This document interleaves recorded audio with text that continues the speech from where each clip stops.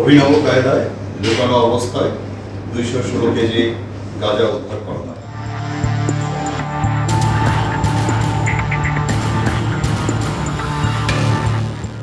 নেশাজাতীয় মাদকদ্রব্যের একটি বড় চালান রাজশাহী থেকে ঢাকা যাচ্ছিল। এমন গোয়েন্দা তথ্যের ভিত্তিতে সিরাজগঞ্জের তারাশের হামকুড়িয়ায় অবস্থান নেয় র্যাপিড অ্যাকশন ব্যাটালিয়ন র্যাব। পরে 17 মে ভোর 5টা 50 সন্দেহভাজন একটি কাভার্ড ভ্যানে তল্লাশি চালিয়ে অভিনব কায়দায় লুকানো অবস্থায় 216 কেজি গাঁজা উদ্ধার করে র্যাব 12-র সদস্যরা। এ সময় কাভার্ড ভ্যানে থাকা 2 মাদক ব্যবসায়ীকে গ্রেপ্তার করা হয়। এ সময় সেই কাভার্ড ভ্যানটিও জব্দ করে র্যাব। গ্রেপ্তারকৃতরা হলেন কুমিল্লার দেবিদ্বার উপজেলার নূর মিয়ার ছেলে মোহাম্মদ আলামিন ও একই জেলার ভাঙ্গুড়া বাজারের মোহাম্মদ ইসমত আলীর ছেলে মোহাম্মদ ইরশাদ ওরফে হৃদয়। এ সময় তাদের সঙ্গে থাকা মাদকদ্রব্য ক্রয় বিক্রয়ের কাজে ব্যবহৃত 2টি মোবাইল, 2টি সিম কার্ড ও নগদ 600 টাকা জব্দ করা হয়।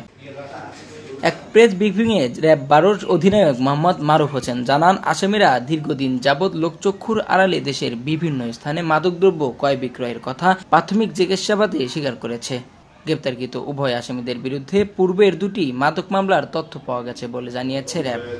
গোয়েন্দা ইউনিটের সহযোগিতায় অস্থায়ী চেকপোস্ট চলাকালীন রাজশাহী ঢাকাগামী একটি কাভার্ড ভ্যান হতে অভিনব কায়দায় লুকানো অবস্থায় 216 কেজি গাঁজা উদ্ধার করা হয়।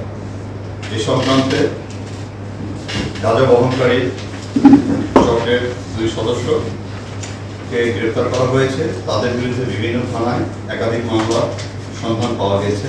তাৎক্ষণিকভাবে তাদের বিরুদ্ধে আইনগত প্রক্রিয়া চলমান রয়েছে।